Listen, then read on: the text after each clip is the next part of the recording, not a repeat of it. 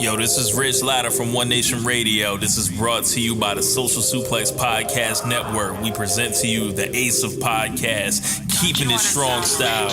Let's go. It's the Ace of Podcasts, keeping it strong style. Covering New Japan, they ready to hold it down. Jeremy Donovan and the young boy Josh come and hit a job out in bury all the frauds. From the Tokyo Dome over to the G1. Social Suplex is the network where we can get it done. I'ma chill and let them have it, cause this is just an intro. Keeping the strong style, 6 stars from the get-go, boy. Yeah, from Tampa Bay to the Tokyo Dome, this is Keeping It Strong Style with your hosts, Jeremy Donovan and the young boy Joshua Smith. And thank you for listening. Welcome to Keeping It Strong Style on the Social Suplex Podcast Network. I'm your host, Jeremy Donovan, here with the young boy, Josh Smith. How you doing, Josh? I'm doing great, man, because this is going to be one of my favorite shows that we do this entire year. We are doing the Keeping It Strong Style.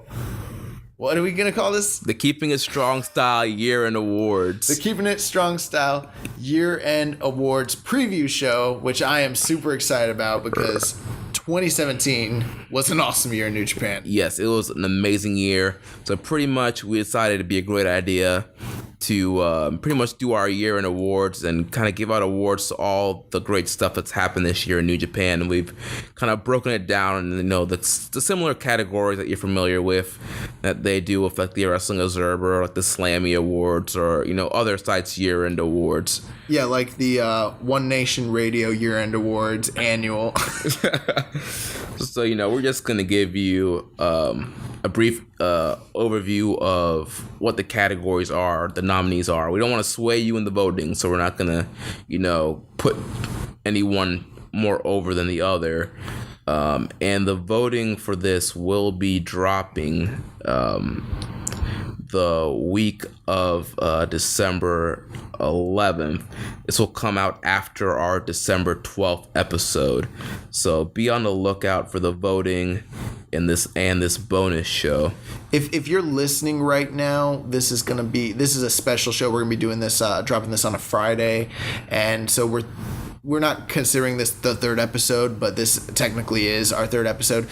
And the fact that you're even listening, we appreciate that you've taken the time out to listen to Keeping It Strong Style, the Ace of Podcasts. Right. But we want to just kind of go into these different topics and give you the deliberations for why we selected, because what you as the listener don't have a say in is what the nominees were. We kind of nominated this together, but going forward to do the voting and to select who wins these awards, it's going to be you, the listeners, and you, the wrestling community out there, the internet wrestling community, that's going to decide who wins these awards, essentially.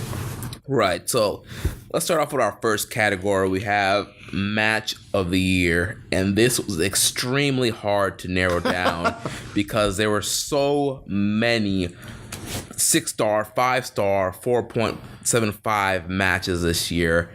I'm not going to lie here. When we started doing this, most of the categories, yeah, they were tough, but to come up, some of them were like tough and being like, who can fit this criteria? Other ones were like, there's too many guys that fit the criteria, but we can normally, we kept almost everything down to what, 5 picks? Yeah.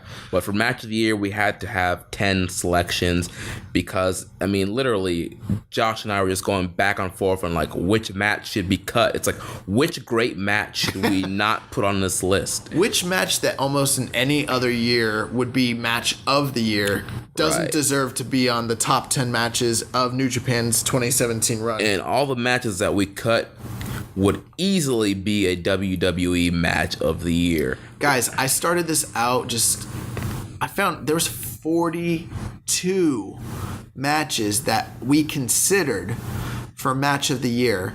All of them were generally rated by most people above 4.5 to 4.75 stars.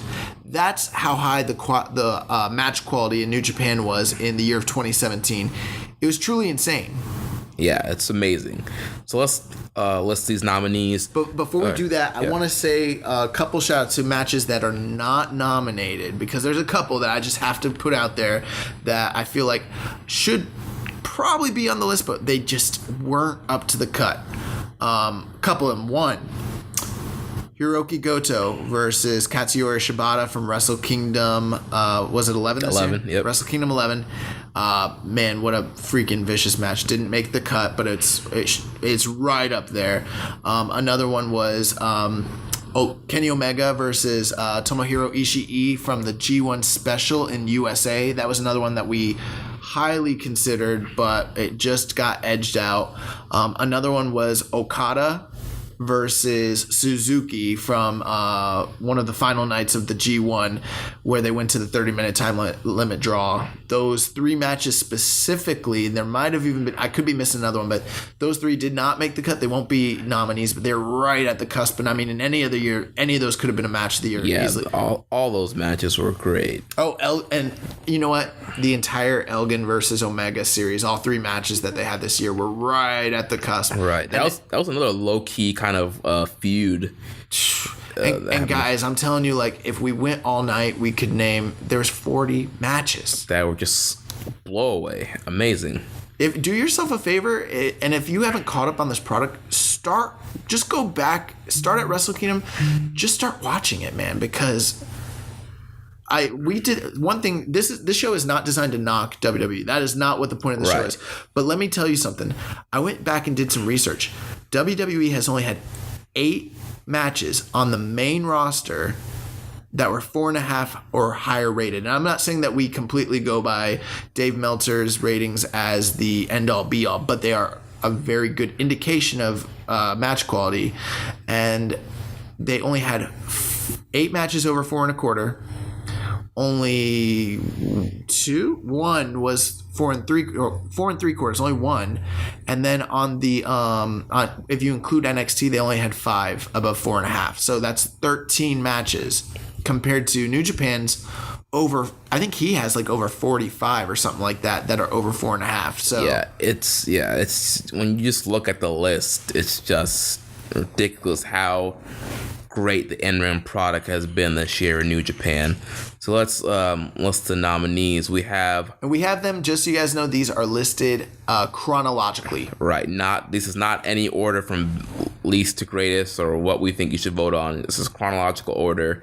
So we have Okada versus Omega from Wrestle Kingdom 11. Michael Elgin versus Naito from New Beginning. Okada versus Shibata from Sakura Genesis. Kushida versus Ospreay at Best of the Super Juniors. Omega versus Ishii from Wrestling Dontaku. We had Okada versus Omega 2 from Dominion. Naito versus Ibushi from the G1. Naito versus Tanahashi from the G1. Omega Okada 3 from the G1. And Omega versus Naito from the G1. Wow. I think 8 of those were rated 5-star, or 8 of those were rated 5-star or higher. Right. We have 4 of them were rated above 5-star this year. So, not saying that you have to go with one of those 6-star matches, but I mean, they're 6-star matches. So, starting out, just kind of giving you a brief overview, Okada Omega. If you listen to we actually talked about this last night. We were all out, and if you listen to the One Nation Radio podcast, me and Rich Latta did a Wrestle Kingdom 11 preview, and I was just being facetious. And he asked me, he said, "What do you expect out of Okada Omega as the main event?" And I was like, "The very first ever 6-star match in history." Yeah, we listened to the audio. The young boy called it 6 stars, and that's what happened. And that is exactly what ended up happening. I watched this match live last year. I stayed up the entire night to watch it, and I will say at the time, I did think it was one of the greatest matches of all time, as are most of these matches. This was the highly controversial 6-star match. Right. I mean, this match, literally, like, after watching this match, my mind was blown on the performance that I had just seen. If you haven't seen, I would assume many people have seen it. If you haven't, it's one of the greatest matches of all time. there's not much more that needs to be said about it. Obviously, I think it's going to be one of the more popular votes, of the year, of course. But there's many that are going to be popular, so it's going to be interesting to see how these votes could potentially be split by the differing opinions. Because there are people who don't think it was that good. I even saw people who were saying it was 4.5, 4 3/4. So it's one of those very diverse matches that are out there, which I think it will do well. But we'll see how it shakes out. You know what I mean? Right. Going on to New Beginning, I think this was, I can't remember if this was in Sapporo or Osaka, but Michael Elgin versus Naito for the Intercontinental Championship. This was the first, Naito injured Elgin the previous year, not intentionally, but in storyline. Right. Took him out, broke his orbital bone, right? Right. Mm-hmm. And they had an incredible series the previous year, and Elgin made his return at Wrestle Kingdom, and at New Year's Dash, he got the win over Naito, so it led into this match at New Beginning. And of those two tours, the second show, which is it was the New Beginning in Osaka, the one with this headlined that show, and this was actually a better match than the headline on the other show, which was Okada versus Suzuki, which was a 4.5-star match. This was the first official 5-star match for New Japan that year. It's one of Michael Elgin's best matches ever. Yeah, I mean, just goes to show you the kind of year that Michael Elgin had. I mean, it might not seem like it, but this was a really great year for him. And this, 5-star match with Naito at New Beginning was just a start of the great stuff that Elgin was going to do this year. And Naito was coming hot off of that incredible match that he had with Tanahashi at the Tokyo Dome, which just made the cut from our list as well. And I mean, obviously he's headlining Wrestle Kingdom this year, but this was like essentially the start of his title reign with that Intercontinental title. Yep, and just, LIJ was just continuing to get hotter and hotter. And just an incredible match. Going on to match number 3, which was also a 5-star match, we have Okada versus Shibata from Sakura Genesis, which is very sad to look back on now. This is the last match that we will get from Shibata. With he did that shoot headbutt, and pretty much just ended his career with that thing. That's true, and a lot of people look at that, but if you look at the story, because there's so much that's centered on that headbutt, but if you really look at the story of Okada as being the ace and Shibata being the prodigal son who had to redeem himself, and the storyline of him coming back from being basically an outsider to being accepted back in, and then he had to face the New Japan dads the previous year and going through the never ranks, finally winning the New Japan Cup and getting that push that he's going to be in the main event. This was the star-making, what was supposed to be, and it actually was a star-making performance. It was a star-making performance, but this was supposed to be like almost a coronation. Right. This was supposed to be like Shibata's year. Like, who knows what would have been happening. Like, maybe Shibata wins the G1. People were talking about him being a front runner for a G1. We could have easily been seeing him headline Tokyo Dome this year. You never know. Could have been a rematch of he could have got a title run, but we won't know. But this match in and of itself, aside from the dangerous spot of that headbutt and what that robbed the wrestling fans of, this match is incredible. Yeah. The fans are firmly behind Shibata, even over Okada, and they're in the Sumo Hall. And I think that was the biggest card that they'd drawn to Sumo Hall in years, too. So it's a hot crowd. It's an incredible match. You have to see it. Then we go on to Kushida versus Will Ospreay for the finals of the Best of the Super Junior. And what a freaking match. And it seems to be a kind of common theme with Ospreay's feuds is that he can't beat certain people, and Kushida is one of those guys that every time they wrestle, no matter what promotion it is, he just could not beat Kushida. And Kushida won the Best of the Super Juniors here. Did he beat him in the What Culture Pro Wrestling World Cup this year? Yes, I believe so. Ospreay did? No, Kushida Kushida beat him in 2 big tournaments this year. Right.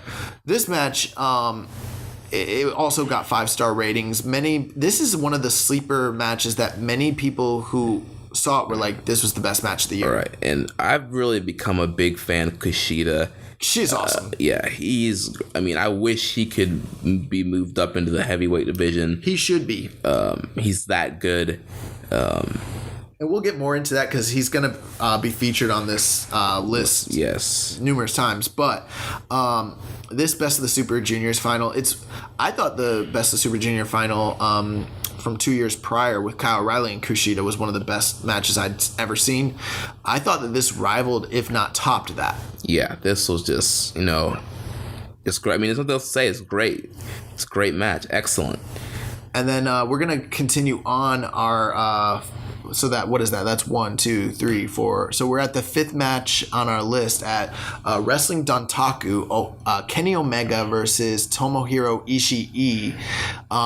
This was a return match from the New Japan Cup match that they had that was rated 4 3/4 stars. I think this one also was 4 3/4, but many saw this as being the superior match and rated at 5. Yeah, and now that I think about it, Omega and Ishii kind of had they had a trilogy this year. Yeah, incredible trilogy. Yeah, I mean, there's so many rivalries that you forget about, but yeah, Omega and Ishii had a little rivalry going this year. Yeah, so the first match when Kenny Omega returned after that performance at the Tokyo Dome earlier in the year, he wrestled Ishii in the New Japan Cup opening round, and New Japan Cup is always a big deal, but many of the matches aren't necessarily blowaway, especially in the opening round. But on that night, they were determined to steal the show, and Tomohiro Ishii actually beat Kenny Omega clean that night. Yeah, which was surprising because it seemed like Kenny Omega might even get the push to win that tournament. He got knocked out in the first round. So the storyline was that Kenny was kind of...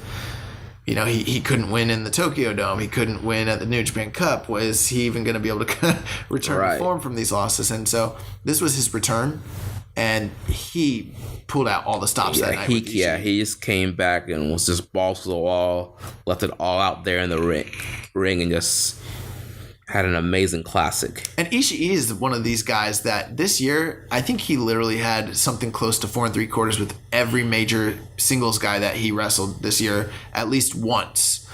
I mean, his year is just incredible. And this was of the 3 matches that they had, because as I mentioned earlier, we knocked off their G1 match, which was also 4 3/4, the G1 special in USA, I should say.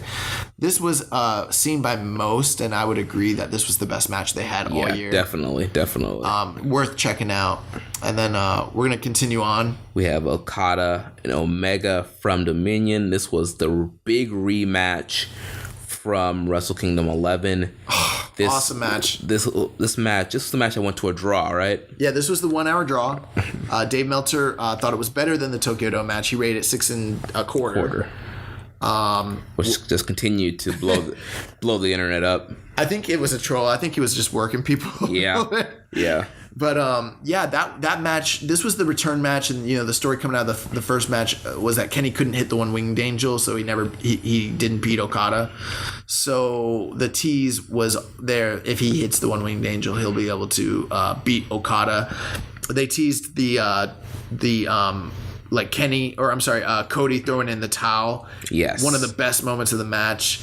The leg work for the first opening. I mean, this match was really, really, really good, and they went an entire hour at Dominion, which they don't really do in Japan hardly anymore. And the crazy thing is, when these long matches, even the Wrestle Kingdom 11 match was 45, 50 minutes? Yeah.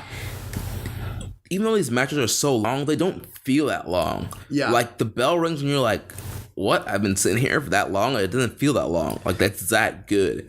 And, this match was just, Broadway, just knockout, drag out match. It was awesome. And, just solidified how great both of these performers are. And then going on, I will say here that there was great matches at Power Struggle, King of Pro Wrestling, other big shows. Dude, there's been great matches all year, but we couldn't put over 40 matches for you guys to vote from. We thought about listing 20, and it was overkill. We couldn't do it, so we want to narrow it down to the very, very best. And so the last 4 matches, even though there was big cards the rest of the year, with like I said, Power Struggle and all that, the top 4 matches that we saw as being match of the year candidate were all come from the G1 Climax. Starting off with and again, these are in sequential order.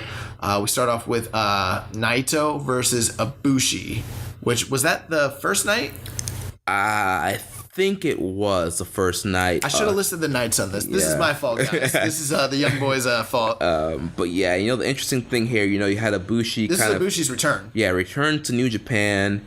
It's been said that Ibushi should be kind of one of the top guys of New Japan, but he won't sit still. Right, he likes wrestling all over the place. So this was kind of his return, and Ibushi should, even though he was there all year. Right. Well, not really, but kinda. Right. Pretty much the whole story is Ibushi should be one of the big guys, and he's facing one of the big guys in Naito. Yeah. And it was kind of like a proving ground for Ibushi. Like, you want to finally stay in New Japan? Well, you're going to have to go against, one of the top dogs here, Naito. That match, I watched that match. I've seen all these matches, but I watched that match, and one of the things that really just stuck out to me, I remember there was a crazy turnbuckle spot. Wasn't there like a reverse run off the... No, the pile driver. Yeah. He did the pile driver off the top rope. Yeah. My God. Oh, my gosh. But that, not only that, but when Ibushi threw Naito he threw him like a lawn dart, like he's Rey Mysterio.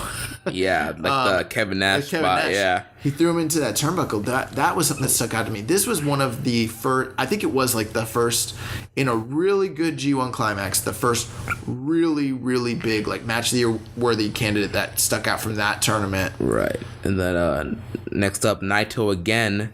This time against Tanahashi. And let me say, at this point, we're at the finals of the G1. The G1 was loaded with awesome matches. I mean, Elgin versus Okada was one of them. Right. We already mentioned the Suzuki versus Okada. Kenny had great matches. I mean, there was great matches all around. Right. And then this match was pretty much continuing the rivalry between Naito and Tanahashi.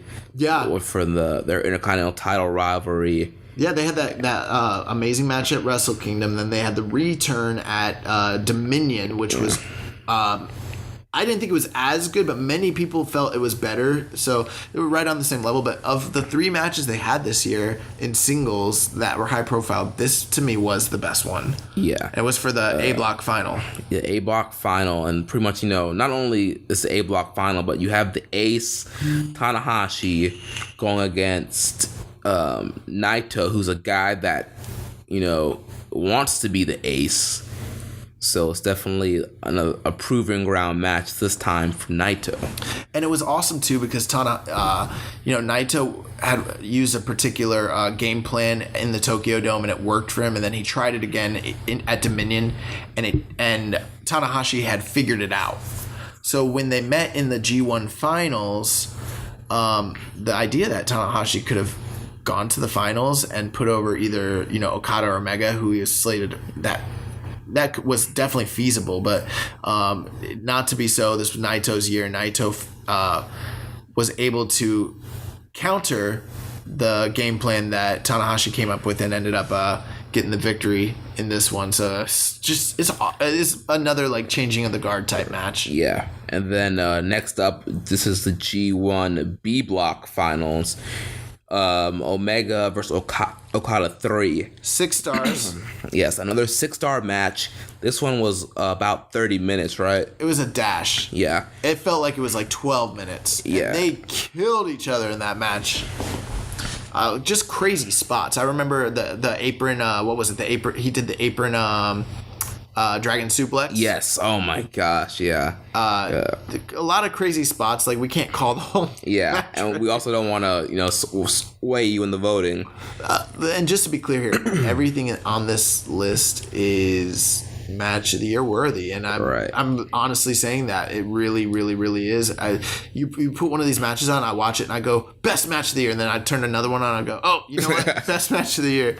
So, but this was Kenny finally getting the win over Okada, so he could go into the finals of the G1. Right, that was the whole big thing here. Can Omega finally beat Okada? And this was after Suzuki basically killed Okada, and after Okada has gone through all his championship title run this whole year. So I mean, it was an awesome match. And then that brings us to our final match on this match of the year list this is the G1 finals. We got the B block winner Omega against the A block winner Naito. Winner gets a shot at the world title. Did that get 5.5 or 5.25? I think got 5.25. Something. It was over 5 stars in either case. And I just watched this. I had to get caught up on some stuff. I kind of fell off around G1 earlier this year, and I watched Omega Naito, and I was just blown away. Dude, the pile driver table spot. Oh my God, I thought. And to be clear, this was the rematch of what was, in many publications, Voices of Wrestling listed this as their match of the year. I think it was the Wrestling Observer newsletter match of the year, the last year. And that means it was the match of the year over Sammy versus Nakamura. Yeah. In most publications. And I think it was match of the year over, that was the same year that Bailey and Sasha. So they wrestled at the G1, I think A block or B block finals the year before, the B block finals the year before. So this was a rematch of that, and they outdid that match. By far, they outdid that match. They blew it out the water. Yeah. And I didn't think that was possible. And obviously Naito's headlining, but like incredible performance. We don't know what we're not here to predict, but I am very interested to see how well some certain matches do versus others. I think we have a very diverse group of listeners out there with diverse tastes. It's going to be very interesting to see how this all shakes out. Yeah, definitely. And so next up we have best show of the year. First we have Wrestle Kingdom 11. And like we mentioned, there's been a couple matches from Match of the Year that are from Wrestle Kingdom 11. This was the night that we saw the 6-star match of Omega and Okada. There was Tanahashi and Naito. Shibata and Goto. I mean, I can go on and on about all the great matches that happened at Wrestle Kingdom 11. One thing was like the top 4 matches of that card made it an incredible final 4 matches were just incredible. But if you view it as a full card in and of itself, and most of the cards are going to be this way because there were so many cards that could have been show of the year, but with that being said, if you watch this show top to bottom, it's one of the most enjoyable 4 or 5 hours of wrestling you'll ever find. I mean, it's a beautifully laid out card, and then the top 4, I don't know in many other years where you're going to find qualities of cards like this from any other promotion, much less have as many as they did in New Japan this year at the same time. Gato and those guys and all the New Japan talent, they're just killing it. Then next up, we have New Beginning in Osaka, which that was headlined with Naito defending the IC title against Michael Elgin. You also had a junior title match. Takahashi defended against Dragon Lee. Oh, that was like a car crash of a match. That one got 4.5. I mean, those guys are it's Takahashi and Dragon Lee. They try to kill each other. Yeah. My God. Then you had the triple threat with Chaos and Great Bash Heel and Suzuki Gun. The Shibata versus Will Ospreay match was very, very good. That was for the British heavyweight title. Top to bottom, there wasn't much that was like, aside from the top 2 matches and the Shibata Ospreay, nothing was like blowaway, but nothing was, what made us consider this card was nothing was bad. Right. Everything was very good to great, and it ended up with a 5-star match and a 4.25 star or 4.5 star match and another 4.25. So I mean, you really can't complain when you have a match that, or a card that's that strong, basically. Then next up we have Sakura Genesis. This was in Tokyo. That might have been like potentially the hottest crowd of the year, one of them. Yeah. And we already talked about the great match between Okada and Shibata. Yep. Takahashi and Kushida had that 1 minute and 56 second match, which wasn't in and of itself a great match, but coupled with how good the show was, it was shocking, and it was great storytelling. And it really, and this played into a future match with these guys. Yeah. And then we got the Goto versus Zack Sabre Jr. match, which actually ended up being better than the previous match that I mentioned with Shibata and Will Ospreay. This was for the Never title, and that was Zack Sabre Jr. kind of making his debut with with Suzuki Gun. Yeah, Suzuki Gun. Yeah, Suzuki Gun. And then War Machine and Tenkozy was very, very good. Yeah, War Machine won the tag titles here. Yeah, so I mean, and then the rest of the card was very good as well. It was an easy show to watch, but it was really bolstered by those top 3 matches there. The next card that we considered was Best of the Super Juniors Night 1. And the reason that we selected this this card in particular, there's no 5-star matches, but I don't think there's anything beneath 4 1/4 out of the entire card. Yeah, I'm looking at it now. Seeing 4. There's a 3.75. 3.25. Yeah, we got Taka versus Jushin Thunder Liger. That was like around a 4-star match. Volador Jr. versus Tiger Mask was just under 4 stars. Ricochet versus Tai Chi was like around almost 4. ACH versus Bushi. El Desperado versus Kushida, which was probably match of the night. So the reason we selected this, it's very similar to like an NXT takeover card where maybe there's no 5-star matches, but how can you complain when you have 5 or 6 matches that are all around 4 or above 4 stars? Right. You don't typically, most of these big shows that we've just mentioned to you, you don't get that with Wrestle Kingdom or New Beginning or Sakura Genesis. You get the traditional openers that build to the big matches. But on this night, featuring the best the best junior heavyweights in the world wrestling each other, it's similar to like the Cruiserweight Classic last year. Yes. If all of them were the finals in one night. So I mean, that was one of the sleeper nights. Many people probably didn't see it, but it was the best night of the entire Best of the Super Juniors tournament. They came out, they really turned up for that first night. Then next up we have Dominion. Like we mentioned before, that was the night of the 60-minute draw with Okada and Omega. You also had Tanahashi getting back the IC title from Naito. In another like 4 3/4 match. You had Suzuki defending the Never title in a Lumberjack death match. A lot of people didn't like it. I thought it was pretty good, but I mean, you have to be into Suzuki and the whole Suzuki Gun interference deal. Right. And then they had the big rematch with Kushida and Takahashi. That was their best match they've had. Yeah. That was awesome. That was like 4.5 right there. Takahashi's just killing it the first part of the year. Cody versus Michael Elgin was pretty decent. Guerrillas of Destiny, War Machine. This was another show. Many people termed this show, because it was probably like up to that point the second biggest show of the year, because it was headlined by the same headliner as Wrestle Kingdom. Many people termed this Wrestle Kingdom Part 2. Right. Yes, this was pretty much what it was. Yeah, and Wrestle Kingdom, the remix.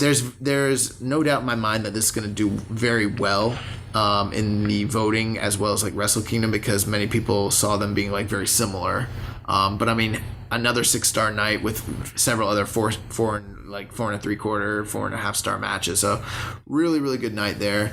And then we had both nights of the G1 Special in USA. Night 1 and Night 2 are both nominated. The shows from Long Beach.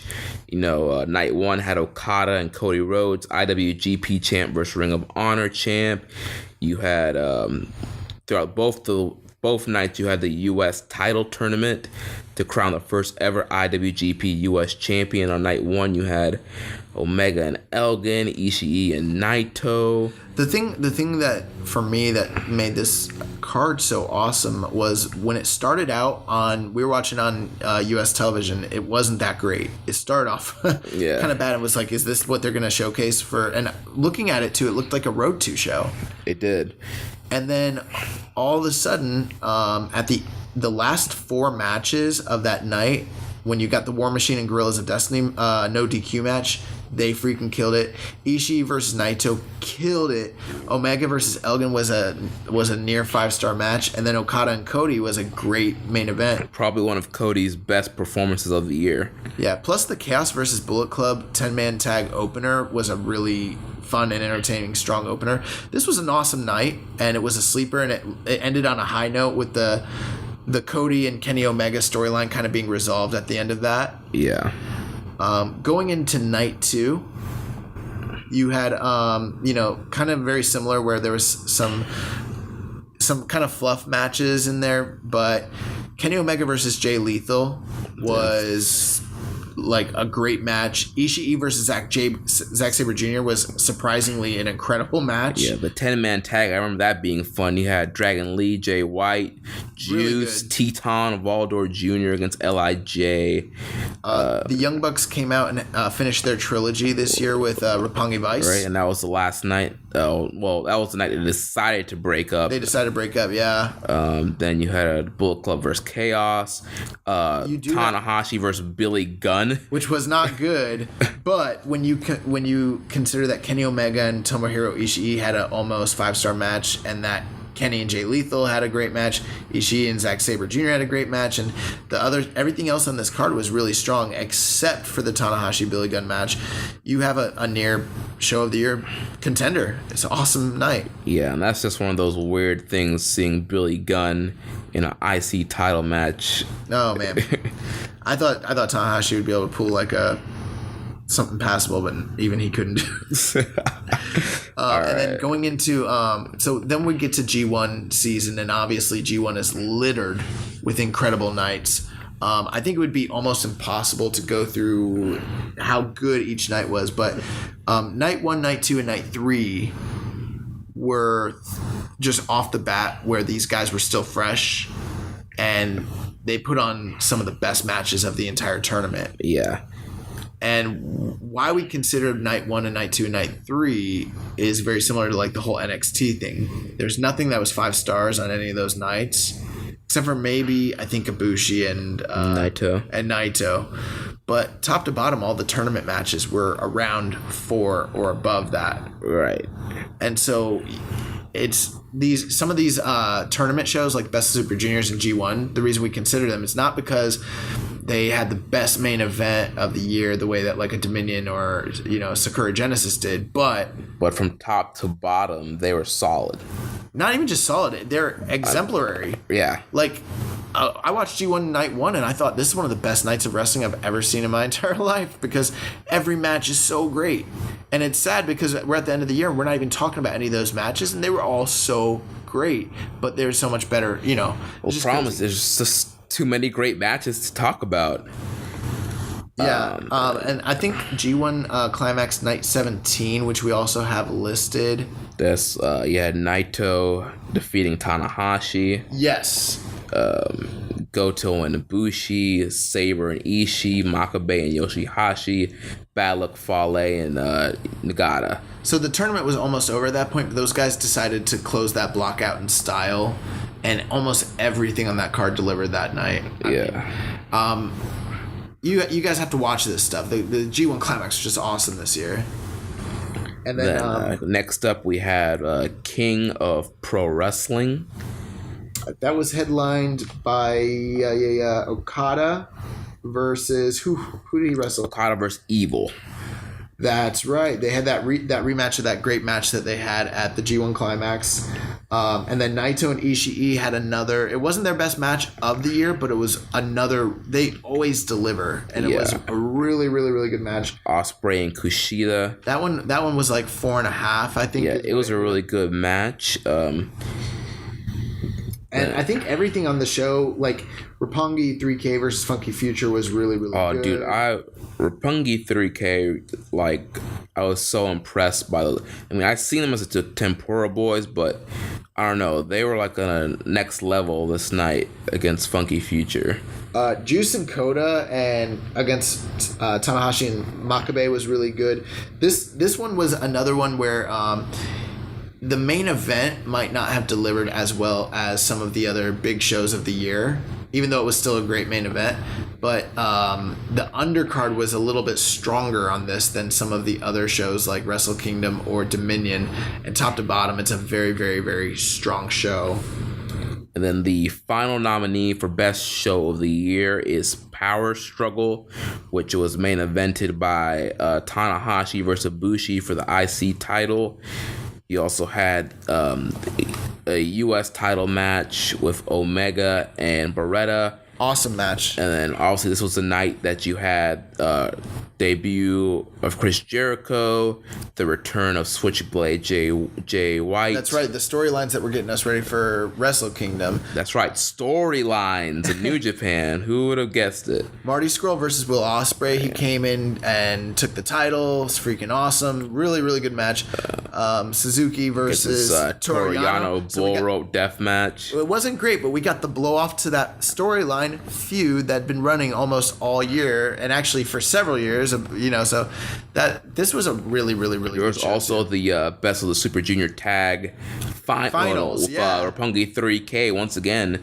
Going against Super 69, which is ACH and Taguchi. At the end of the day, this is one of those categories where there were so many good shows that New Japan put out this year. You'd be hard pressed to tell me that one was better than the other. This was the other really, really, really tough area where we couldn't just do 5. Do yourself a favor, watch these shows. Yeah, rewatch all these shows and matches before you vote, so you have a good idea of what exactly the greatness of these cards. Jeremy, why are you assuming that people have enough time to watch all Dude, take a break from Raw and SmackDown and watch these shows. Yeah, do yourself a favor. Don't watch Raw this week and put on Dominion, or don't put on Raw this week and watch Best of the Super Juniors Night 1 or G1 Night 3. Raw spoiler alert. Kane beats a young talent he shouldn't beat. Watch New Japan. Spoiler alert. Braun Strowman's going to come out and beat someone up. Brock Lesnar will not be on Raw. Spoiler alert. There will be no matches rated above 3 stars on Raw any night of the year except for like maybe once or twice a year. Yeah, so don't just do yourself a favor. Put on something that has Trust me, you can easily catch back up on WWE.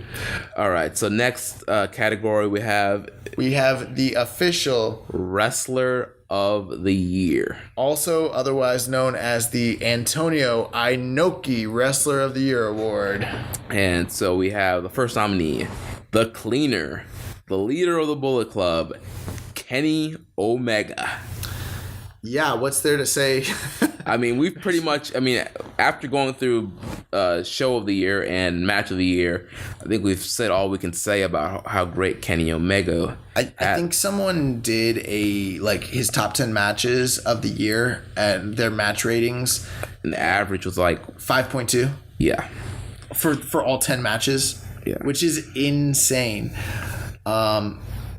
This was Kenny's best year he's ever had. Yeah, just blow away. He elevated he's elevated New Japan. Yep, he won the U.S. title.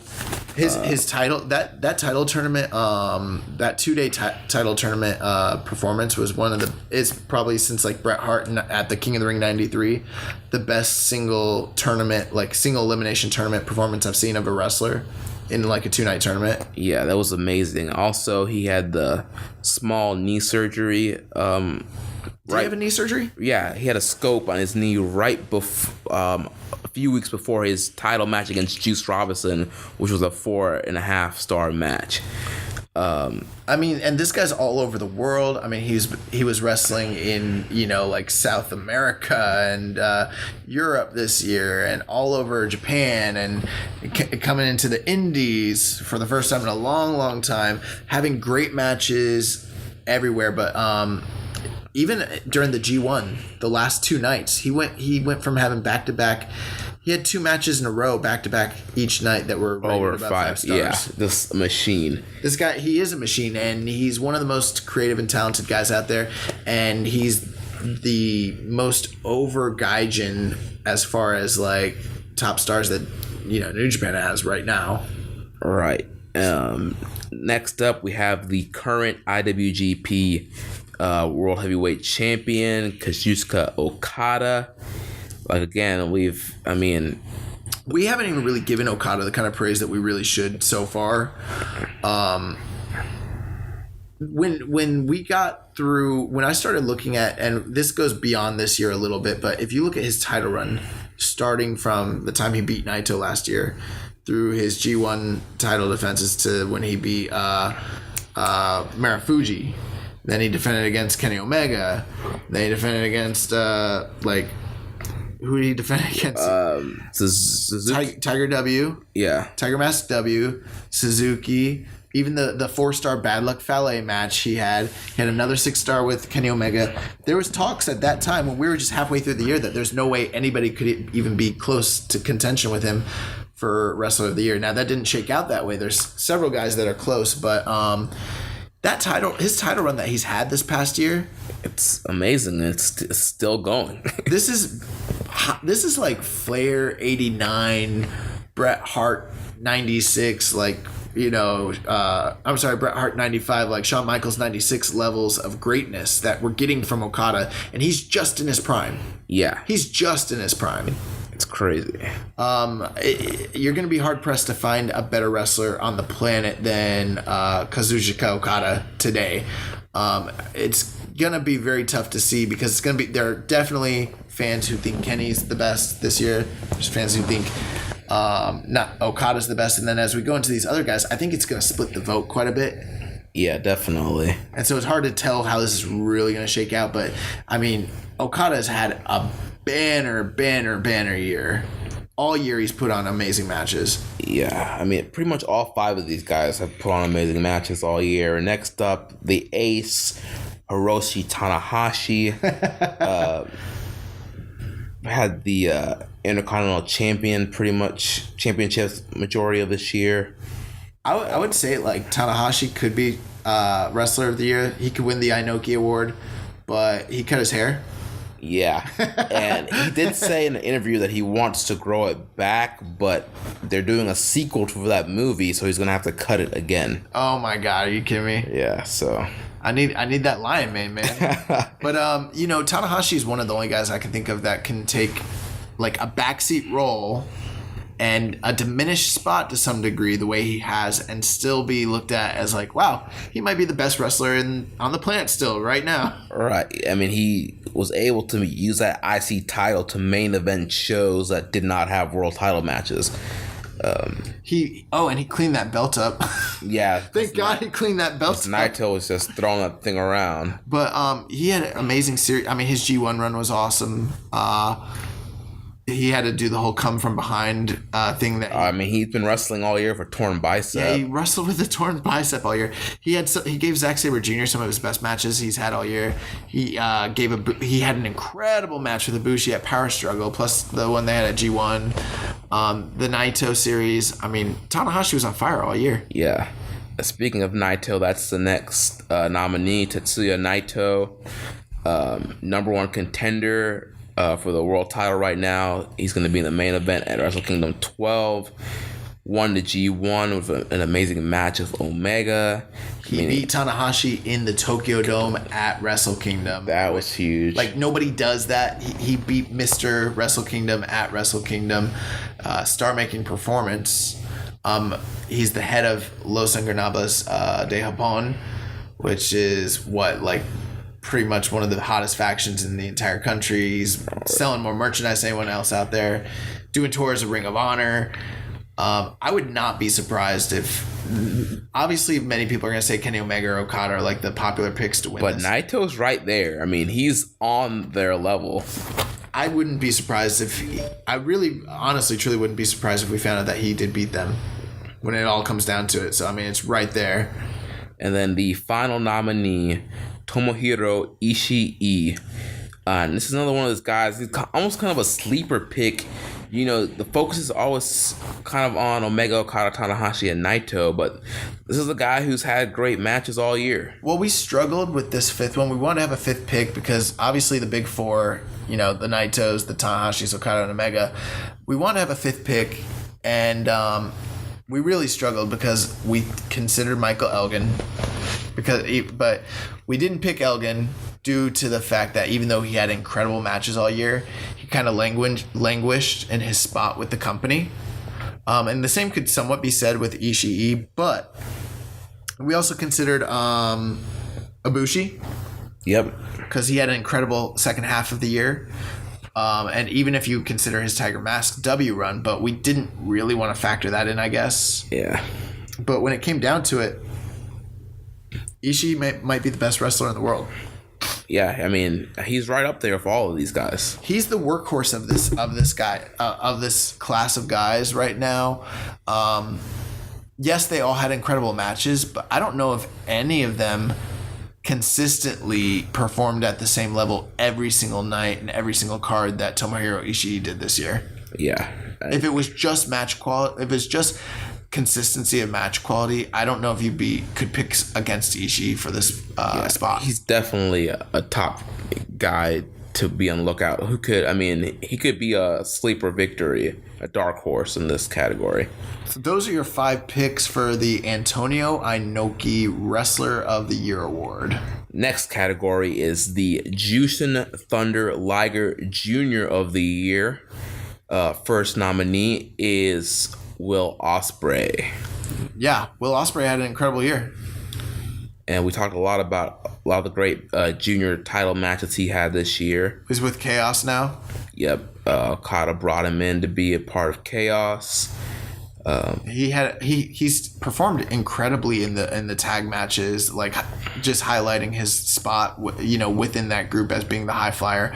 But then his entire run through the best of the Super Juniors, the match he had with Ricochet, the match he had with Kushida, Marty Scurll. Yeah.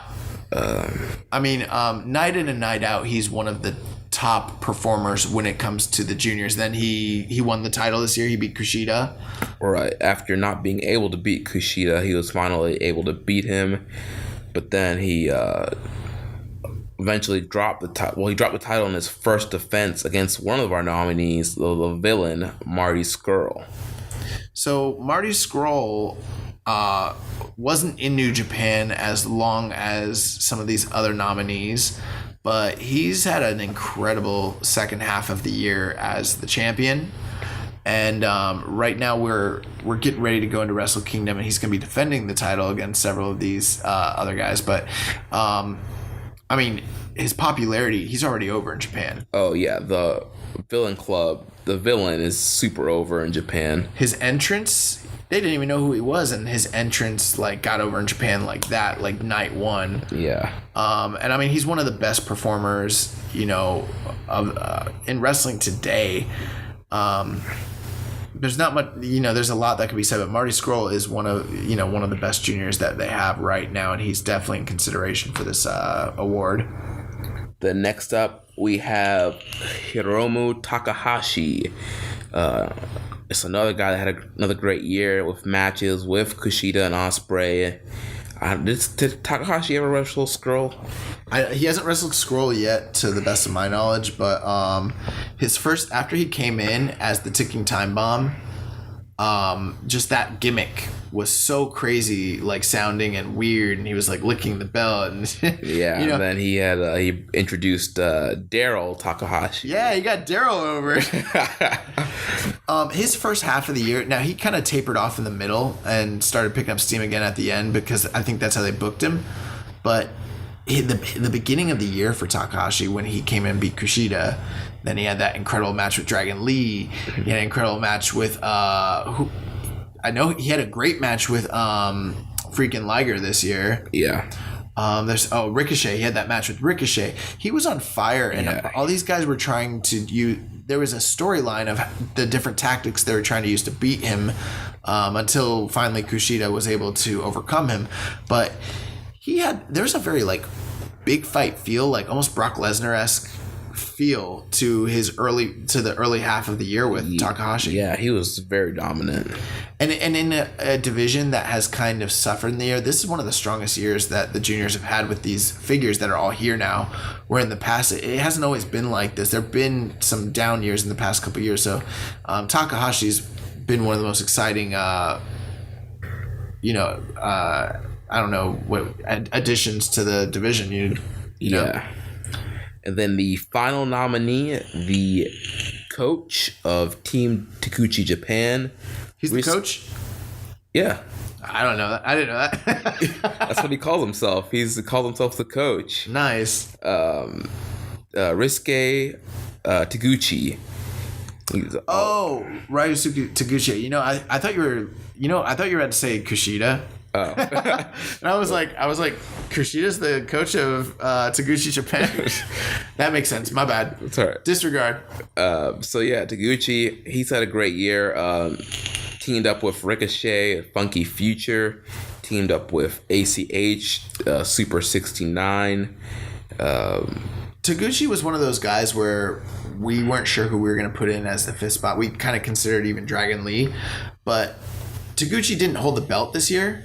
But his Best of Super Juniors run was really, really awesome. And his consistency. Yeah, and the thing is, he can be overlooked because he is a comedy wrestler. And so much of his match just focuses on him trying to hit the hip attack.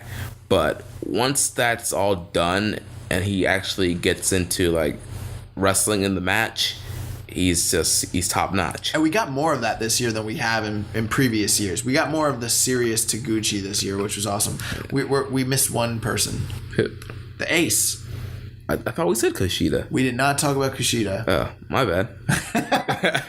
So then our fifth and final nominee for Jushin Thunder Liger Junior of the Year is Kushida.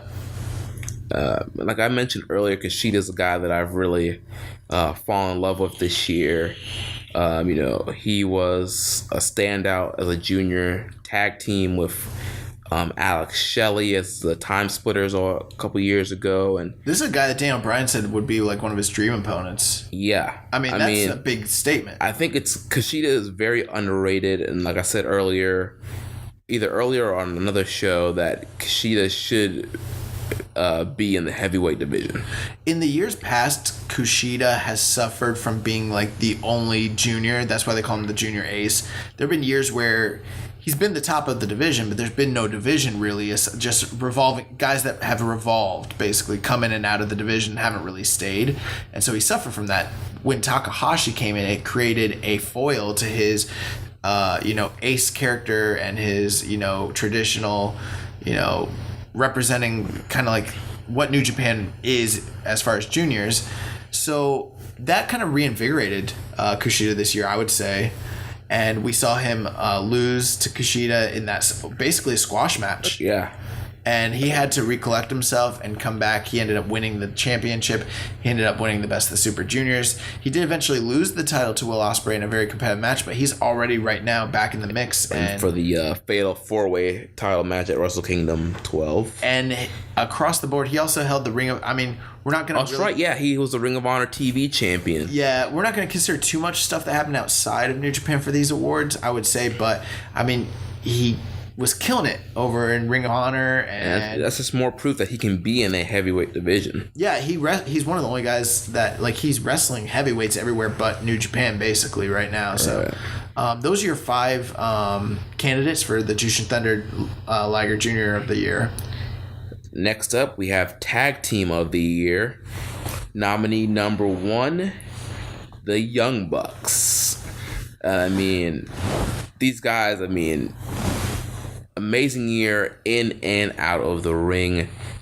Great matches with Roppongi Vice. They had a nice little rivalry going. They had a 3-match series. Really, really good. Great matches. All of them. They're the number 1 contenders. They're going to be facing Roppongi 3K at Wrestle Kingdom 12. They've seen so much success with their being the Elite YouTube series, the Hot Topic t-shirt sales, just the success of the Bullet Club. The only knock against them this year I would have to say is that they weren't there for much other than the big shows. Right, and which I forget, I think it was Power Struggle. I think it was Nick Jackson who said that they're on the Brock Lesnar schedule, that they only do the big shows. But you have to consider them because when they're there, they deliver almost higher every night. Yeah, every time they're in Japan, the match is great. But their Japan schedule this year wasn't like last year or the year before. It was very light. And I know we're not really considering much outside of Japan, but they were Ring of Honor tag champs this year, and they're currently the ROH 6-man tag champs. But the Young Bucks, when they were there, they delivered. They had great matches all year. Some probably the best tag matches of the year. The Young Bucks had them. Yeah, in New Japan, anyways. All right. Which brings us to our second, and just so you guys know, for this we're not doing junior tags or heavy tags. We're just going to do tags across the board because these are diluted tag team divisions. So we're just going to consider across the board who overall was the best tag team top to bottom. And that brings us to our second choice, the Gorillas of Destiny. Yes. Which is Tama Tonga. Tonga Loa. We talked about in our last episode on the tag league, when we were going over the tag league. And we mentioned, both of these guys have definitely improved since they first started teaming together. Both guys are in the Bullet Club. They have been, they feuded with War Machine and the Killer Elite Squad this year. And it was a pretty, breakout year for them. Of the heavyweights tag teams that were, operating in New Japan this year, this was one of the two anchors that really held down this heavyweight division. Yeah. They get flack for not being the best performers or the best workers or whatever, but they were very consistent this year as opposed to other years, and they were in the mix the whole year. They held the titles. They either held the titles or were number one contenders this whole year. I'm pretty sure if you'll be hard pressed to find a tag title match that they were not involved in this year. All right. And so they're definitely in consideration. They're one of the best tag teams in New Japan right now. Next up, we have War Machine, and we talked about those guys too in the tag tournament preview. And these guys, we mentioned before about just how well they move to their side, especially Hansen, who thinks he's Ricochet and he's flipping and flopping all over the place. And we talked about, they kind of have like a Road Warrior appeal with their face paint and their gear. And they've gotten over big in Japan. They killed it this year. Yeah. Of all the heavyweight tag teams, no one was as much of a cornerstone or anchor for that division as War Machine.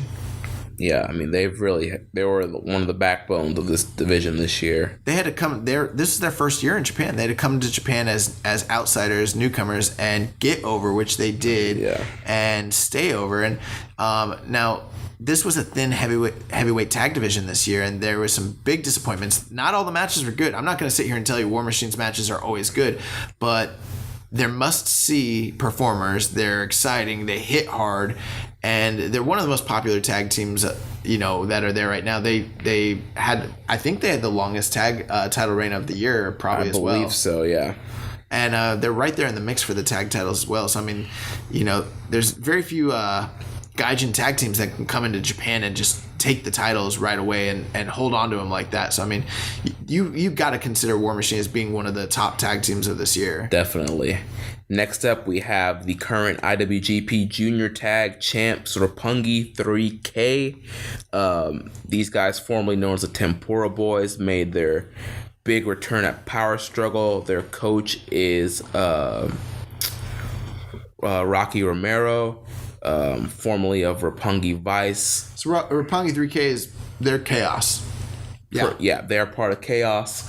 And even though they came in late in the year, they almost didn't make the cut because they came in so late, basically. But they won the junior tag titles in their first night being repackaged. Then the next show, they won the Best of the Super Junior Tag Team Tournament. They've got the rocket strapped on them and being shot to the moon, and now they're set for a big match at Wrestle Kingdom against the Young Bucks. Yeah, they came in, won the belts, won the tournament. They're not headlining, but they're they're the premier tag. The heavyweight tag match that's going to happen at Wrestle Kingdom, most likely, we don't know what it's going to be, but most likely it's going to be a multi-man match, which kind of takes some emphasis. These guys came in from off the streets, essentially. Even though they were young boys, they kind of came off the streets, and they're going to be in the premier tag match at Wrestle Kingdom against the hottest tag team in the world right now. Yeah. So you got to consider Roppongi 3K. Plus, they're incredible in the ring. Dude, yeah, they are crazy good. All right, and then the final nominee are the current IWGP Tag Team Champions, Killer Elite Squad, the team of Davey Boy Smith Jr. and Lance Archer. These guys are members of Suzuki Gun. They were a part of that huge angle in at New Year's Dash when they first came in. Yes. Now Archer did suffer an injury towards the beginning of the year when they were first starting to get their push. But you could tell right away they were going to be pushed for the tag titles. And then once Archer came back, they won the titles off of, I believe, War Machine, right? In the triple threat. Yes. Mm-hmm. And they've had a death grip on those tag titles since then. It's not been long. It's only been like the last third of the year. Yeah. But you got to consider them because they've got the tag titles. They're beating other guys clean. Well, not always clean because it's Suzuki, but they're very intimidating, very believable champions, and they've done well for themselves this year. And it's we'll see what they do next year, but Kill Elite Squad, they're one of the best. So that wraps up the Tag Team of the Year. The next award we have is the Karl Gotch Strong Style Award. This award is... go ahead. Go ahead, Josh. I was going to say, well, this award, we wanted to recognize what modern day strong style it kind of represents, which, is technically it's going to be a term that originally it was mixed fighting, essentially. So a style of wrestling that focused on the fundamentals of wrestling, but also martial arts. So strong strikes, stiff kicks, headbutts, knees, elbows, and submission-based wrestling, which is what I know Antonio Inoki made famous with his matches with Muhammad Ali, and it kind of over time took on a life of its own. And these guys that are in this category, they might not be the wrestler of the year or the guy that headlines for the company, but these are like the toughest and the guys that represent that older school ideology of thinking, the strong style that New Japan is so famous for. These are the guys that embody that this year. So our first nominee for the Karl Gotch Strong Style Award is Tomohiro Ishii, Stone Pitbull. We kind of covered that. Yeah. But what I will say is we've mentioned, and I can't emphasize this enough, he's one of the best wrestlers in the world right now. Right. So if he doesn't win Wrestler of the Year, he can definitely win this Strong Style Award. The other thing with it too, though, is where other guys, yes, Okada, yes, Tanahashi, yes, everyone in New Japan uses strong style. So we're not saying that they don't, but Ishii's not a Western styled wrestler. He's not the kind of wrestler that you're gonna see on WWE or TNA. I could never see Ishii in WWE. Ishii, top to bottom, is one of the toughest men that I've ever seen wrestle. He hits harder than almost anyone I've ever seen in wrestling. I mean, the guy has no neck. Yeah. And he's one of the strong favorites for this award, just based on not only his performance this year, but just what he embodies when it comes to the spirit of strong style. Then next up, Hiroki Goto. All I gotta say is headbutts. Yeah. If you saw his match with Shibata at Wrestle Kingdom this year, and the match, I mean, his matches with Suzuki, maybe they didn't deliver, but in the ring, this guy is a killer. He's a buzzsaw, man. Yeah, he's a hard hitter. And you mentioned Shibata. That's the next nominee. I mean, you watch the Shibata match, you know he's all about strong style. I mean, strong style was what pretty much ended his career. Yeah, it ended his career this year. I don't know how the fans are going to end up voting on this, because when you think of strong style, I think most people think of Katsuyori Shibata. But if you're going to look at a full year's worth, does Katsuyori Shibata's incredible first 3 months of the year outweigh everything that, say, Goto or Ishii did this year? Or our next nominee, Minoru Suzuki. This guy, they call him one of the most sadistic men in New Japan. Legit shoot background. He's a pioneer. He's one of the godfathers of. He is one of the godfathers of MMA in Japan. And pretty much every match he has, he's brawling outside the ring and just finding whatever he can to hit his opponents with. He's not afraid to attack the young boys who are just, minding their own business at ringside. He doesn't care. He'll attack anybody and everybody. and he just loves putting people in pain. Yeah. And then our final nominee, Yuji Nagata. Blue Justice. So obviously Yuji Nagata is one of the members of the third generation, or the New Japan dads as they're called, and of those guys, the one who, I mean, Kojima can still go, but of all of them, the one who is still the best right now is Nagata by far. And Nagata, man, the matches he had during the G1 this year. This was his last G1 climax this year, and he just went out with a bang. Great matches, hard-hitting matches, and he just, proved why he can still go. This award is essentially gonna be somewhat of a popularity contest, but what it's really intended to do is to award the guy that, other award categories have like the best high flyer of the year, or the best brawler of the year, or things like that, best technical wrestler. But we didn't feel like those were things that we really need to focus on in for the Keepin' It Strong Style Award podcast, or awards. We really wanted to just say, you know what, these 5 guys were the 5 guys that we felt most closely embodied the spirit of strong style. Which one do we think was the best personification of what strong style is? You have to decide that, but those are our nominees. All right, next up, Feud of the Year. First nominee, we've mentioned this several times so far tonight, Omega and Okada. I mean, the 3 epic matches they had this year. Just storytelling. Yeah. You want to tell me that there's no stories in New Japan? Go watch these 3 matches. Watch this feud. Well, the thing is, these stories are...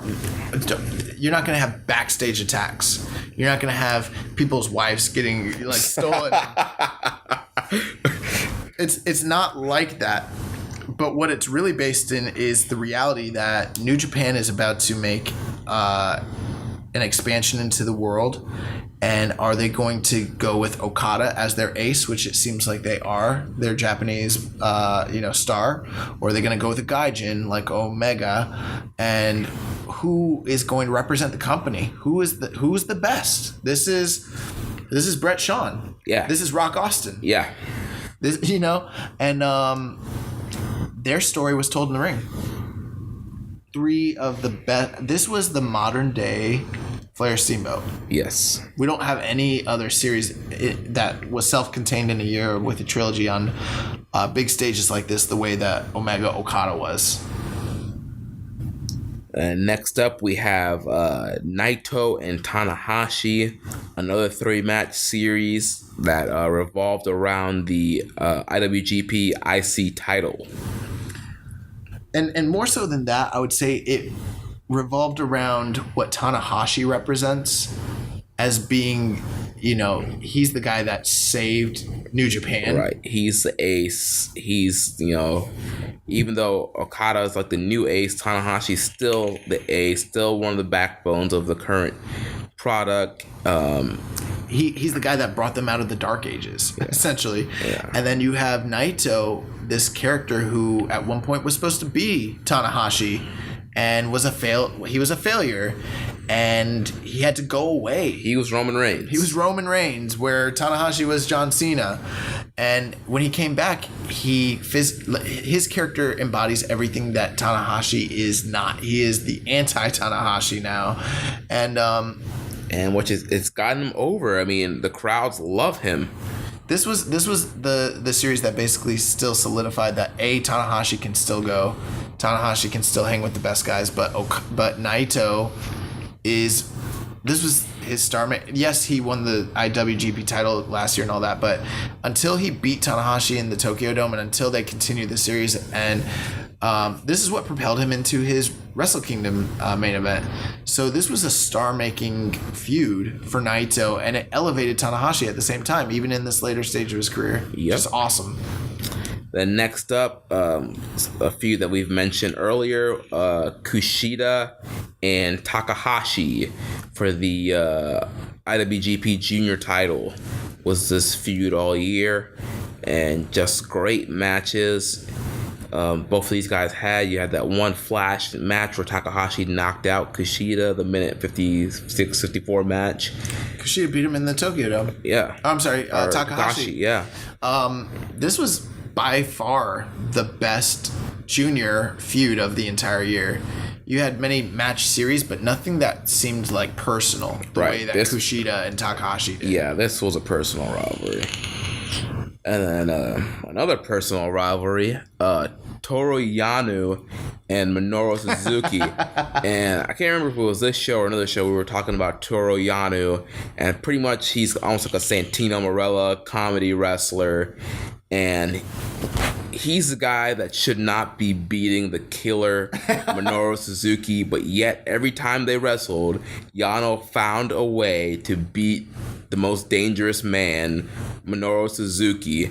And so it was the contrast of their characters is so interesting. Yeah, it's the complete opposite. This was one of those ones that many people probably don't necessarily think about when they think about the feud of the year. Right. But in terms of actual like blood feud and backstory, this has a longer backstory than almost any other feud. Yeah, I mean, it's been like what, a couple of years where Yano's gotten the best of Suzuki. Yeah. And it culminated with that bull rope match. Yeah. The matches might not have been anything that blew you away, but that's not what Feud of the Year is about. It's about the best ongoing feud that kind of defined New Japan, and this is right up there. You have to consider it. Yeah. Along with our last nominee, which was the heavyweight tag team feud of the year, Gorillas of Destiny, War Machine, and Killer Elite Squad. We mentioned before in Tag of the Year, these guys were the backbones of the heavyweight tag division, and all three of them were the champs this year or number one contenders. At one point, they did a series where they were fighting each other in triple threats like pretty much every show. Yeah, I could have done without a triple threat every show between these three guys. I'm pretty sure I'm not alone in thinking that, but when you think of the feuds that happened this year, this is one of them that, it just went on and on. It was probably the most consistent feud all year. Yes, Killer Elite Squad was injured and out of there, and there was other players like Tenkoji that you could throw into the mix, but these three guys feuded all year long, and it also plays into the whole, Bullet Club versus Suzuki Gun versus the Seki Gun, kind of rivalry feud. So, I mean, there's like a whole faction warfare that's going on there the whole time. So, all right. And so next up, we have our next category, the Big Van Vader Gaijin of the Year Award. And like we mentioned in previous show, a Gaijin is a foreigner. We named this after Vader because Vader was one of the top, probably one of the best ever foreigners to wrestle in New Japan, or just wrestle in Japan, period. In New Japan, he's probably the most decorated Gaijin that ever wrestled for that promotion. I mean, yeah, you could consider a Hulk Hogan or Andre the Giant or a Stan Hansen even though he primarily made, or Brody. But, a lot of those two guys both were probably bigger maybe in All Japan. Yes. But Vader, when you talk about like the top Gaijin that they've ever had in New Japan, I mean, this is a guy who came in and beat Inoki in his first match, multiple time IWGP champion. He's legendary over there. And so we wanted to honor him by, not naming this award after him. And so this would be the Gaijin the best Gaijin of the year, who represented kind of what, with the backstory of Japanese wrestling, there's always been the story of the foreign invader coming in against the Japanese superstars and kind of testing them and going back even to like World War II, that whole idea. So these are the guys that kind of represent what that represents, that tradition of being the best Gaijin in Japan at this time. All right, so the first nominee is Will Ospreay, and we've talked a lot about him tonight in all the great junior title matches that he's had this year. And then the second nominee would be Cody or Cody Rhodes. The American Nightmare, I like to call him the American leader of the Bullet Club. Cody came in, and now his matches might not have gotten over yet. I think he's starting to now, especially after the Okada match. Maybe that's just the American fan of me talking. But this is a guy who is a big star outside of Japan, who comes in occasionally the same way that many Gaijin stars in the past have. He's the Ring of Honor World Champion, and everybody who he's wrestled over there has put him over. I don't think he's wrestled too many Japanese stars yet, though. Well, actually, he's wrestled a lot of Japanese stars in Ring of Honor. In Ring of Honor, he beat Suzuki. Yeah, he defended the Ring of Honor title against Suzuki and Sonata, and then at Wrestle Kingdom, he's going to be defending it against Ibushi. Yeah, but with that being said, the only guy that Cody didn't beat, he had that title match with Okada. And so from a high-profile standpoint, Cody is one of the top Gaijin in New Japan right now. Right. Then our next nominee that we've, sang his praises all night, the cleaner, Kenny Omega. I don't really think there's much more that we can say about Kenny. He's had a banner year. Yeah. He's one of the best wrestlers in the world right now. He's Canadian, and he's a Gaijin, and he is one of our nominees for Wrestler of the Year. So there's a good chance that he'll be one of the top guy. I mean, he can clean up. Omega can clean up a lot of awards. And then going on next, we have Michael Elgin. Big Mike. And in my mind, not saying that Michael Elgin's the best Gaijin of the year, because that's for you guys to decide. But when you talk about someone who represents that classic archetype of what traditionally a Scott Norton or a Vader or Dr. Death or Gary Albright, Michael Elgin is the guy who fits that role for New Japan. He is their monster Gaijin in New Japan right now. They don't, Kenny Omega might be like one of their top stars, but Michael Elgin's their monster Gaijin. And he had an incredible year this year. If not for him being pushed harder as a single star or even a tag star, he probably would have been right up there in Wrestler of the Year, because he had 4 and 5 star matches all year long. So you got to consider Michael Elgin when you talk about the best Gaijins in New Japan, because that's what he is. The next up, Juice Robinson, the former CJ Parker. This is a guy who was struggling to get into the main event scene in NXT, decided to leave and go to Japan, train in the dojo, and now he is becoming a big star. Had an amazing U.S. title match with Kenny Omega. Had an amazing performance in the G1 Climax. The G1 was star-making for this guy. Yeah. I mean, the upset win over Omega, nobody saw that coming. That's right, he did. Which that's what set up his U.S. title match. He had a great match with, I believe, Goto earlier this year for the Never title. Yeah. So he went from being a guy that was lower mid-card and he didn't even go out on an excursion.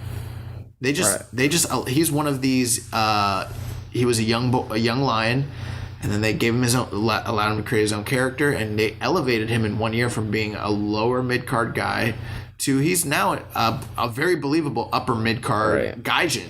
Yeah. I mean, he's gotten over huge. He's huge. Ladies love him. I can see big things for Juice in 2018. And then our final nominee for the Big Van Vader Gaijin of the Year is Zack Sabre Jr. And, it's well known that me and Rich are not really big fans of Sabre. He has grown on me a little bit this year with some of the great matches that he's had here in New Japan. But you got to admit that he definitely made an impact being a part of Suzuki Gun. And like I mentioned, the great matches that he's had this year with like Tanahashi and Ishii. So definitely, he had a really good G1 this year. Yes, he did. The thing with Zack Sabre Jr., not everyone digs his technical British style, or I like to call it indie British style, because people try to say it's World of Sport style, and it doesn't look like World of Sport to me. But he fits in great with Suzuki Gun. I think he's a great addition to New Japan, and he's one of these guys that probably should be in the junior. He's wrestling in the heavy division, which he's traditionally would be a junior, but he's in the heavy division. He's been good on the mic this year. In New Japan too. He had a banner year in New Japan as well, and I think really he could be like the dark horse of the Gaijin of the Year award for sure. All right, and that was the last nominee for that award. Next, we have the stable / faction of the year. A lot of these stables we've pretty much already talked about. First nominee, we have the Bullet Club.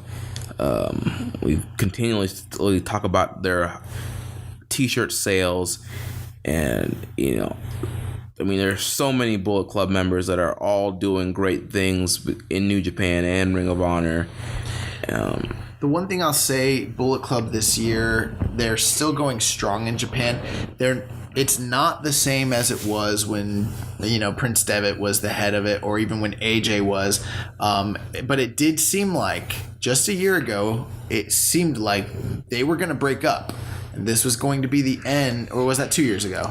It was. Wow, 2 years. 2 years when AJ left. Yeah, 2 years ago, it seemed like the Bullet Club was going to be dead in the water, and they're, in some respects, at least in America, hotter than they've ever been as far as a brand. Now, the cohesive unit might not be as strong as they once were, but you have to... there's only 5 stables anyway, so they're all going to make the list here. But, with the year that Kenny had, the year that God had, you have to kind of consider and Cody and Marty Scurll and the Young Bucks. Hangman Page, yeah. So you kind of have to consider Bullet Club as probably being one of the favorites to be the top stable this year. You can call them elite.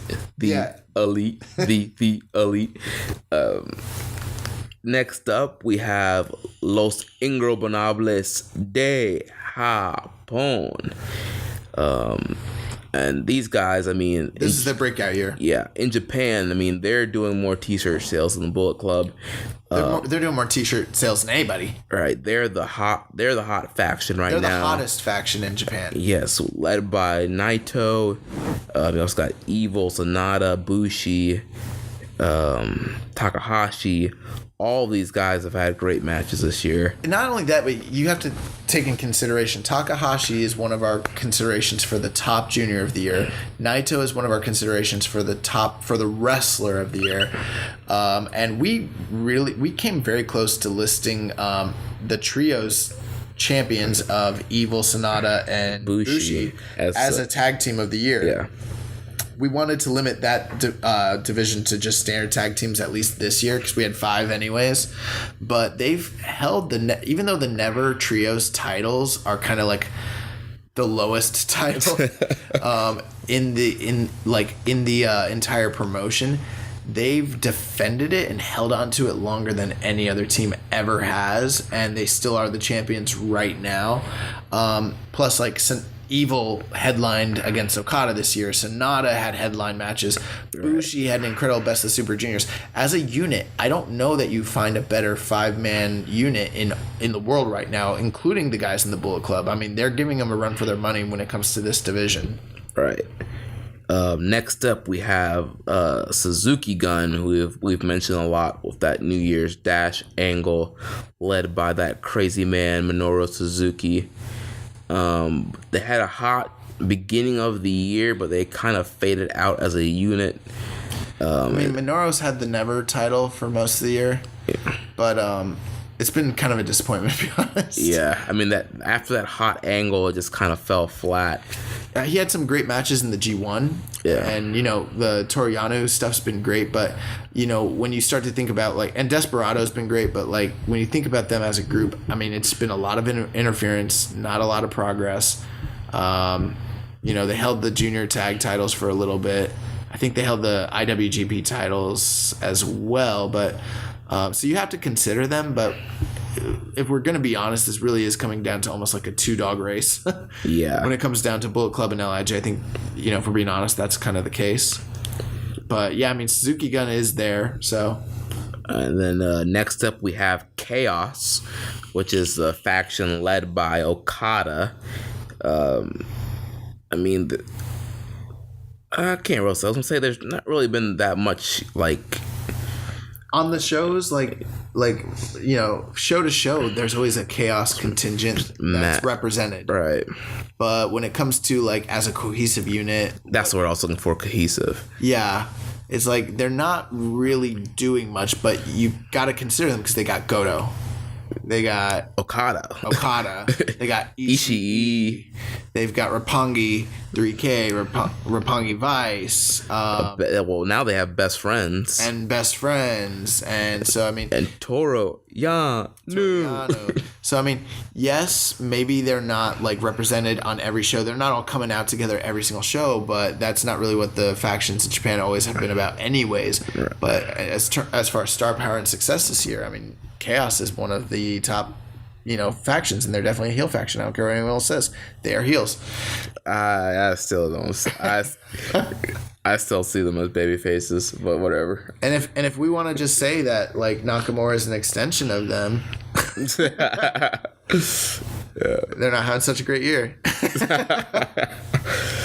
And then our last nominee, Team Taguchi Japan, led by the coach, Taguchi. They also have Ricochet, ACH. I believe Juice is a part of that stable. Kushida. There's all kinds of guys. It's a roster of guys that it's a kind of a revolving door of guys that are not in the other four stables that we just mentioned. But they're the primary face group of New Japan, and they provide a lot of the comedic relief in New Japan. So we wanted to list. There's only 5 stables right now, so we decided to just list all of them. It's up to you guys to decide what you think's best. All right, next, most improved. First nominee, Juice Robinson. We've talked about him earlier in just how much he improved within just 1 year and all that he's accomplished in this year. The second nominee is Evil from LIJ. Now, before we move on, I just want to say Juice Robinson has improved more than almost any other wrestler I've ever seen in an entire year. Incredible. And Evil is right up there with him. This is a guy that a year or two ago I didn't even want to watch his matches. Yeah, I mean, I watched some of his excursion stuff in Ring of Honor. I forget his old name is slipping my... Watanabe, I believe his old name was. That's right, yeah. And, I mean, pretty much every time you saw him, he was doing a job on ROH TV, and it was like... Nobody really cared for him. It was like, man, we want to see a real, Japanese star, not this guy. I mean, if you asked me like a year ago, like, who did I want to see Bushi wrestle? Absolutely. Do I want to see Sonata wrestle? Absolutely. Naito. But once people were like, Evil, I was like, oh my God, please don't make me watch an Evil match. Right. And this guy had like near match of the year caliber quality matches with Okada. I mean, of course it's Okada, but he did incredible in the G1 compared to last year's G1 where he was like passable to like this year where he was great. Juice and Evil are like neck and neck. It's really tough to call between those two guys as being like the most improved. I mean, they're right up there. And then the third nominee who's right there with them is Hangman Page. 1/3 of the Hung Bucks. This is a guy that people tend to get down on, and for good reason. But if you really pay attention to what he's done in ring, he's incredible. Yeah, like we mentioned before, we saw that match with him and Flip Gordon at ROH, and man, that was a solid match. And Hangman's had solid performances all this year. His 6-man, he's mainly been in like 6-man tag and like 10-man tag matches, 8-man tag, and all that. But he consistently performs at a very high level. He wasn't in a G1. He wasn't in any title programs this year. So, many people kind of sleep on him. But if you look at where he was a year prior to that, this guy is really, really, really grown. I don't think he should be doing like shooting star presses as a heel. But the fact that he's a good worker. He's super athletic for his size. And he's grown maybe more than almost anyone else on the roster this past year. Next up, we have one of the young lions, Hirai Kawato. We've talked a lot about him when we previewed the Young Lions Cup. He is the standout of the current crop of young lions. He is the senpai of the young lions. He's the young lion that's getting a lot of the opportunities to be a part of big matches on these He's starting shows. to get wins. Yeah, he's starting to get wins. I can easily see Kawato getting an excursion next year and coming back for a gimmick to elevate him to top star status. He's never been bad or anything like that, but to watch his progression and they're starting to give him flashier moves, and he's starting to team with some of the bigger stars like Nagata and Tanahashi, and he was part of that during Power Struggle. They won that multi-man match, but he's really growing in the ring. It's going to be impressive to see where he goes from here. We don't see as much of him as some of the other guys, but he's worth consideration as being the most improved of the year. Absolutely, Hirai Kawato. And then that brings us to our fifth and final nominee for most improved, El Desperado. Yeah, and this is a kind of a sleeper, the dark horse in this category. Desperado, a member of Suzuki Gun. He takes a lot of falls for those guys. He does. And he's kind of like their Singh brothers. He does a lot of interference, but his in-ring work, especially like during the Best of the Super Juniors and as part of like the junior tags, this guy's awesome. Yeah, he's also the caretaker of Iizuka. Make sure he doesn't try to bite any of the fans' faces off.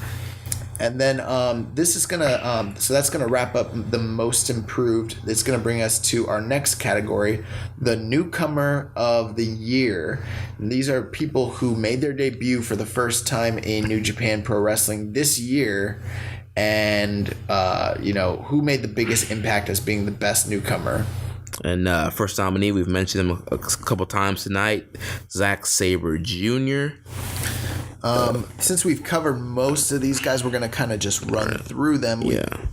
For our next nominee, we have the villain, Marty Scurll. Then we have the American Nightmare, Cody, who made his debut at Wrestle Kingdom last year. And then the tag team of War Machine. Right, and even though they debuted at the end of last year, they debuted after our cutoff period. So we're considering... had we had awards last year, right, we wouldn't have been able to consider them. So we're going to consider them as, since they debuted at the Tag League last year, we're going to consider them as being a newcomer for this year. And they, again, kind of both held down the...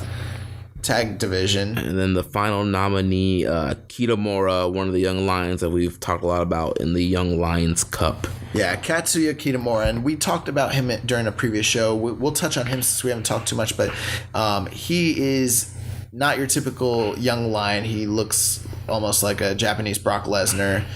Guy is huge. I think that he's got star potential written all over him, and out of this crop of new lions, he's one of the guys that's supposed to be like one of the biggest like new stars that's going to be coming out. I remember when I saw him at New Year's Dash last year, and he stood down Billy Gunn. I was like, "Who's this? Who's this giant young lion? This giant young boy at ringside?" And he just made his debut this year, and for being not only a newcomer to New Japan, but a rookie in the sport, super impressive. Yeah, he's going to be big. All right, now we have our final category, the Fighting Spirit Award. And this award is pretty much kind of embodies, either like a great performance or somebody that's really persevered, or just kind of a moment where, somebody's just kind of never given up. Never quit, never surrender. What was what's John Cena's? Never give up. So we don't know. Yeah, whatever. It doesn't matter. Yeah. So the first nominee for this Fighting Spirit Award was Nagata's G1 run.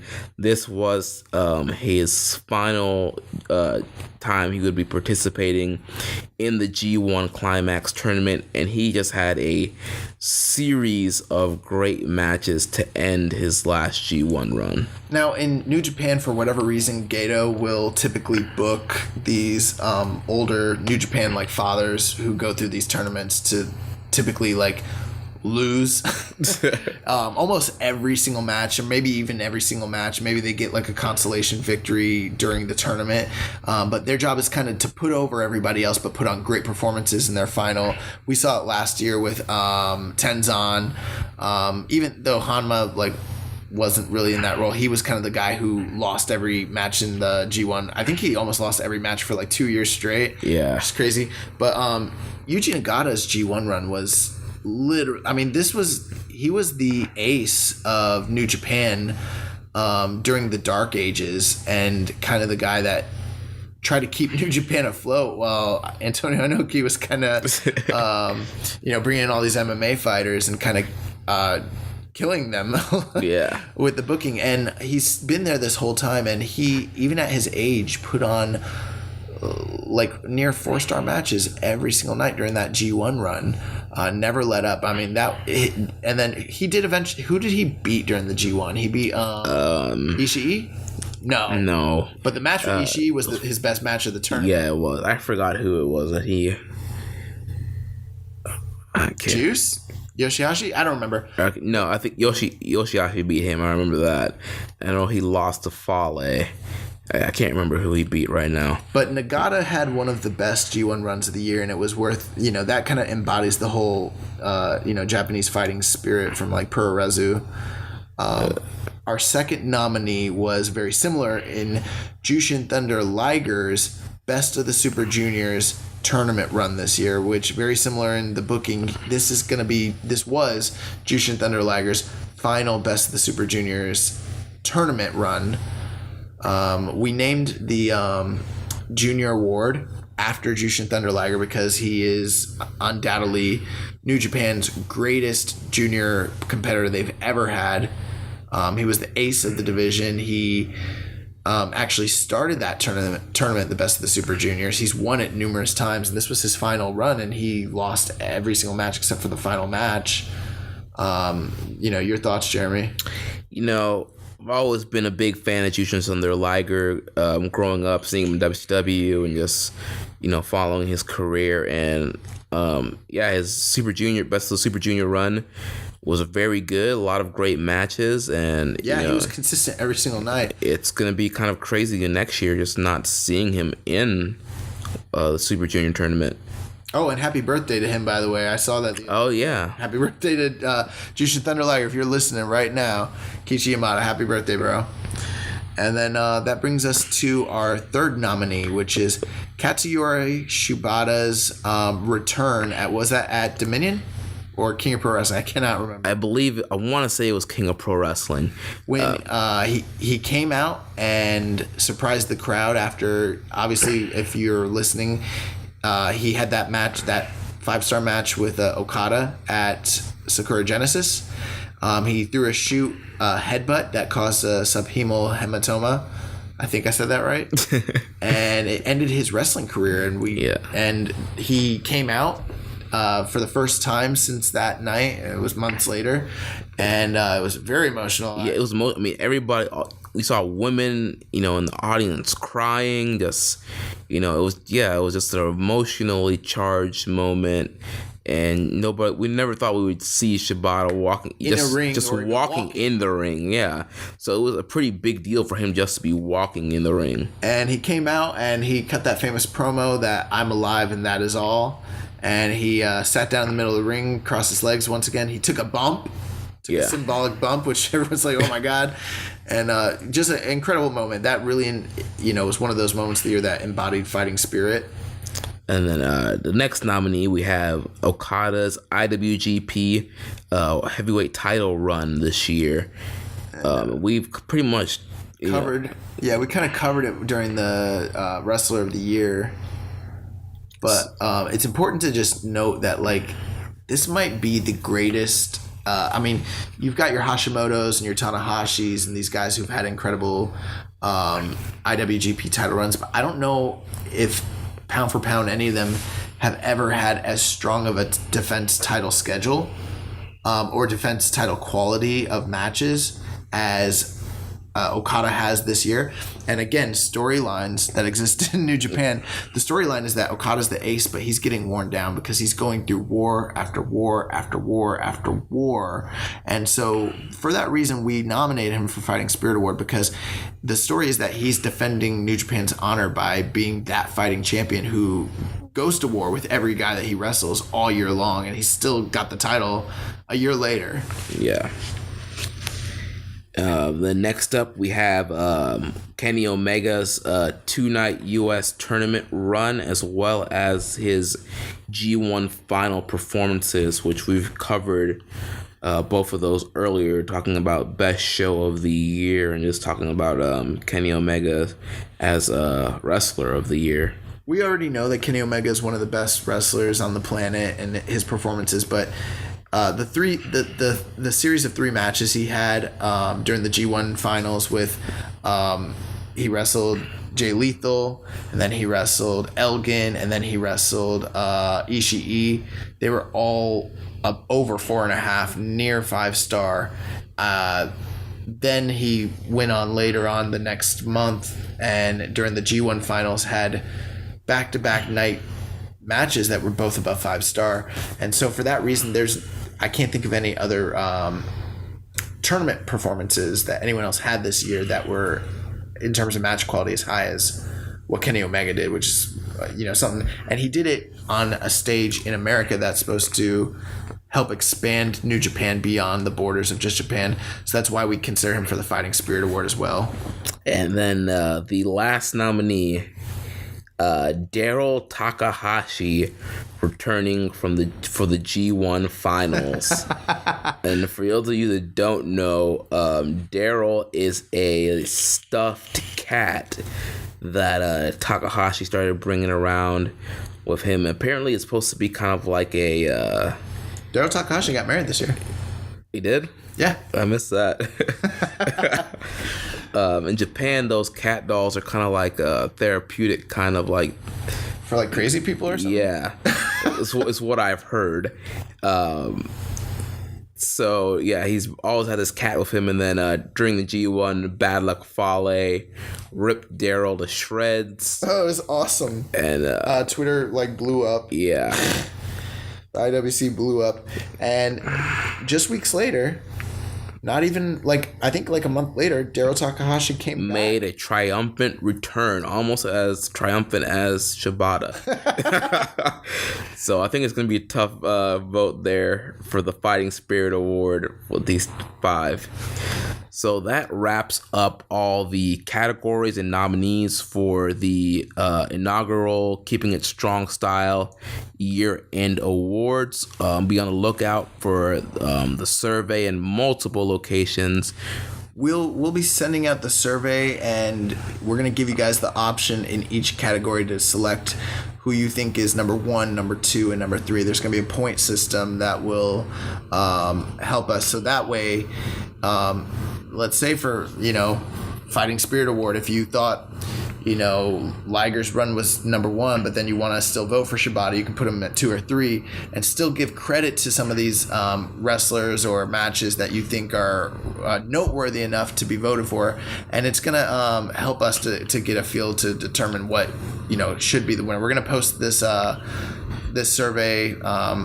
So right now it's the first, when we're recording this is going to drop here this show will drop in a few weeks, and right around that time we'll be dropping the survey. We're going to drop it on the Squared Circle. The Wrestling Squared Circle on Facebook. You follow all of our social accounts at Social Suplex, at KI Strong Style, at Jeremy L. Donovan. The link will all be there. We'll be dropping it on Reddit, Facebook, pretty much everywhere, so you'll find the link to the survey somewhere. And give us a listen, give us a follow, download whatever you got to do. You can tell by listening to me talk about how to follow us. I'm not as up on the social media stuff as Jeremy, but we want you to tune in. We want you to listen and be part of what we got going on here, man. That's right. So make sure you are subscribed to the Social Suplex Podcast Network. You get our show, you get One Nation Radio, One Nation Live, the SMC Podcast, and the Ricky and Clive Wrestling Show all the way from Scotland. So subscribe, leave us at Dave Meltzer 5-star review, help us get over. And we will catch you next time on Keeping It Strong Style. Goodbye and good night. Bang!